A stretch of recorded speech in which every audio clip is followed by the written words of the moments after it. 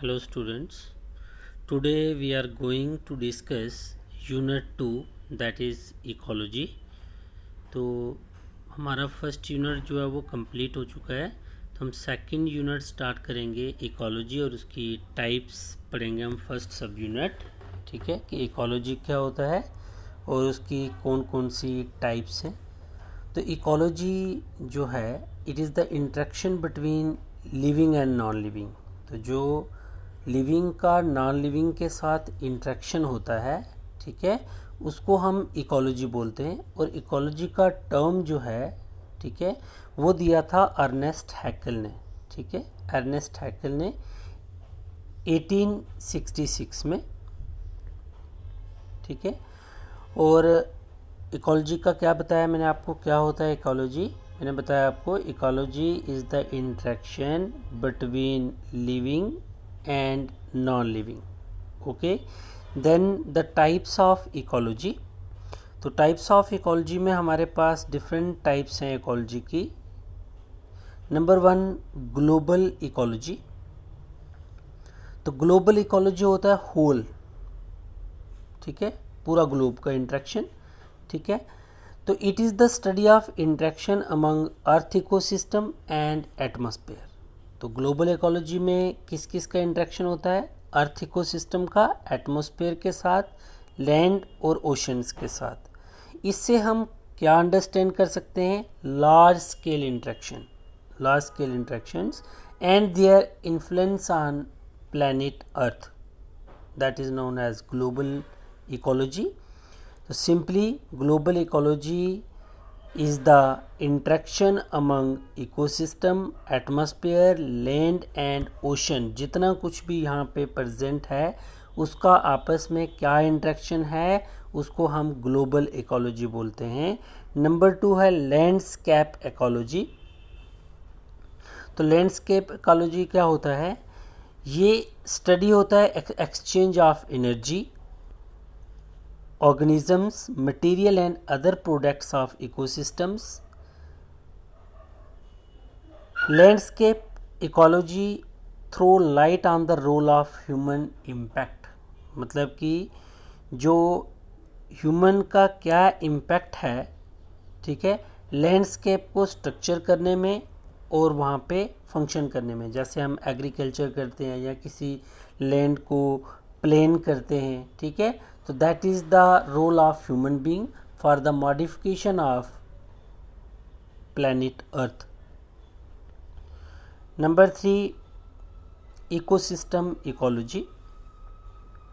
तो ecosystem ecology होता है एंटायर इकोसिस्टम का स्टडी करना, जिसके अंदर दोनों लिविंग और नॉन लिविंग कंपोनेंट्स आते हैं। लिविंग कंपोनेंट्स में आता है प्रोड्यूसर, कंज्यूमर और डिकम्पोजर, और नॉन लिविंग कंपोनेंट्स में आता है air, water, temperature, land, humidity etcetera. Number 4th one है community ecology which is also known as synecology. Synecology, तो सिन इकोलॉजी जो है वो कम्युनिटी इकोलॉजी को बोलते हैं हम। इसमें हम एक कम्युनिटी स्ट्रक्चर को स्टडी करते हैं कि ये कम्युनिटी स्ट्रक्चर जो है वो कैसे चेंज होता है और उसका लिविंग ऑर्गेनिज्म के साथ क्या इंटरेक्शन रहता है।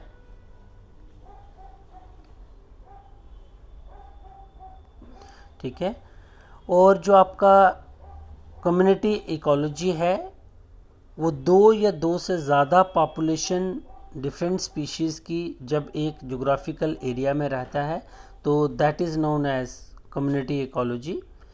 And 5th one is known as population ecology which is also known as autecology. अब ऑट इकोलॉजी आपका जो है it is the study of factors that change and impact the size.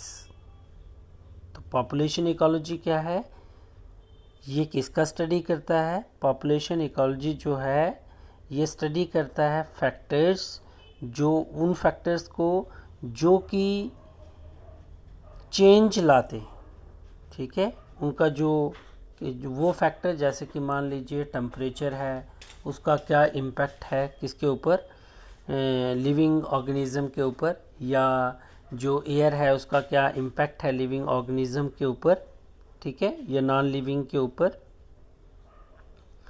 जिससे वो फैक्टर जो living के ऊपर उसके जेनेटिक कंपोजिशन को, मतलब ऑर्गेनिज्म की पॉपुलेशन को जो फैक्टर्स चेंज करते हैं, ठीक है, उनके बारे में हम पॉपुलेशन इकोलॉजी में स्टडी करते हैं। और इकोलॉजिस्ट जो हैं they are interested in fluctuation in the size of population. किसी भी अगर ऑर्गेनिज्म की पॉपुलेशन कम या ज़्यादा हो रही है तो क्यों हो रही है, वो स्टडी करते हैं कि किसकी वजह से कम हुई, टेम्परेचर की वजह से कम हुई, ह्यूमिडिटी की वजह से कम हुई, या कोई अदर फैक्टर्स रिस्पॉन्सिबल था जिसने जो पॉपुलेशन था उसको कम कर दिया, उसके साइज़ को फ्लक्चुएट कर दिया। सिक्स्थ वन है ऑर्गेनिज्म इकोलॉजी। ऑर्गेनिज्मल इकोलॉजी मतलब जो ऑर्गेनिज्म के बारे में स्टडी करता है, ठीक है, इंडिविजुअल ऑर्गेनिज्म का बिहेवियर कैसा है, उसकी मॉर्फोलॉजी कैसी है, उसकी फिजियोलॉजी कैसी है, ठीक है। तो मॉर्फोलॉजी हो गया कि उसकी शेप कैसी है, वो इकोलॉजी जो लिविंग ऑर्गेनिज्म की शेप के बारे में स्टडी करता है, ठीक है, बिहेवियर के बारे में स्टडी करता है, उसमें रिप्रोडक्शन कैसे हो रहा है, उसमें डाइजेशन, रेस्पिरेशन, एक्सक्रीशन, ये सभी प्रोसेस कैसे हो रहे हैं, उसको जो इकोलॉजी स्टडी करता है that is known as organismal ecology. और इस इकोलॉजी के अंदर हम ये भी स्टडी करते हैं कि जो इंडिविजुअल ऑर्गेनिज्म है वो बायोटिक और एबायोटिक कंपोनेंट्स के साथ इंटरेक्ट करते हैं, ठीक है। और इकोलॉजिस्ट जो हैं उनका जो रिसर्च है वो ये इस तरफ है कि how organism adopted to these non living and living component of their surrounding, कि जितने भी लिविंग ऑर्गेनिज्म हैं उनके सराउंडिंग में जितने भी, चाहे दूसरे लिविंग ऑर्गेनिज्म हैं चाहे नॉन लिविंग फैक्टर्स हैं, वो उनके साथ कैसे अडॉप्ट करते हैं, कैसे एडजस्ट करते हैं, इन सब के बारे में हम ऑर्गेनिज्मल इकोलॉजी के अंदर स्टडी करते हैं। अब हम एक इंडिविजुअल स्पीशीज़ को अगर रिलेट करें तो उसमें बहुत सारी एडॉप्टेशंस होती हैं, जैसे कि फिज़िकल एडॉप्टेशन है, फिजियोलॉजिकल एडॉप्टेशन है, मॉर्फोलॉजिकल एडॉप्टेशन है, बिहेवियरल एडॉप्टेशन है, ठीक है। फिजियोलॉजिकल एडॉप्टेशन हो गया उसका जो अपनी बॉडी की उसकी केमिकल रिएक्शन जो चल रही है अंदर, डाइजेशन हो रही है, रेस्पिरेशन हो रही है, एक्सक्रीशन हो रही है। मॉर्फोलॉजिकल एडॉप्टेशंस हो गई, जैसे आप देखते हो बहुत सारे ऑर्गेनिज्म जो हैं वो अपने आप को प्रोटेक्ट करने के लिए, जैसे उनका कलर जो है, जैसे आपने ट्री फ्रॉग का नाम सुना होगा तो उसका कलर वैसा हो जाता है, मतलब जैसा ग्रीन कलर, ठीक है। वैसे आप लिजर्ड का देखते हो तो उसका स्टाइल के साथ मैच करता है कलर। तो these are known as adaptations, morphological adaptation. और बिहेवियरल एडॉप्टेशंस होती हैं जो अपने अंदर वो बिहेवियर में चेंजेस लाते हैं ऑर्गेनिज्म। लास्ट वन टाइप है मॉलिक्यूलर इकोलॉजी। तो मॉलिक्यूलर इकोलॉजी क्या होता है, जिसमें हम ऑर्गेनिज्म के जो स्ट्रक्चरल कंपोनेंट्स हैं, ठीक है, जैसे कि प्रोटीन्स हो गया, ठीक है, वो उनका क्या रोल रहता है उसके बारे में स्टडी करते हैं हम मॉलिक्यूलर इकोलॉजी में। जैसे डीएनए है वो प्रोटीन से बना होता है और इंटरेक्ट करता है एनवायरनमेंट के साथ। अगर किसी भी स्पीशीज़ का डीएनए एनवायरनमेंट के इफ़ेक्ट से चेंज हो जाता है तो उसका जो स्पीशीज़ है वो चेंज हो जाएगा। फॉर एग्ज़ाम्पल, अगर कोई ऑर्गेनिज्म है जिसमें बाहर के इफ़ेक्ट से, मतलब हीट या टेम्परेचर के इफ़ेक्ट से लिविंग ऑर्गेनिज्म का, चाहे वो प्लांट है, एनिमल है, उसका डीएनए अगर चेंज हो जाता है तो सडनली उसका स्पीशीज़ जो है वो भी क्या हो जाएगा, चेंज हो जाएगा। तो वो इकोलॉजी का टाइप जिसमें हम डीएनए के बारे में स्टडी करते हैं, ठीक है, उसको हम मॉलिक्यूलर इकोलॉजी बोलते हैं। तो इस तरह से हमने आज इकोलॉजी पढ़ा, इकोलॉजी क्या होता है, and there are different type of ecology. जैसे हमने इकोलॉजी का डेफिनेशन पढ़ा कि इकोलॉजी क्या होता है, interaction between living and non-livings.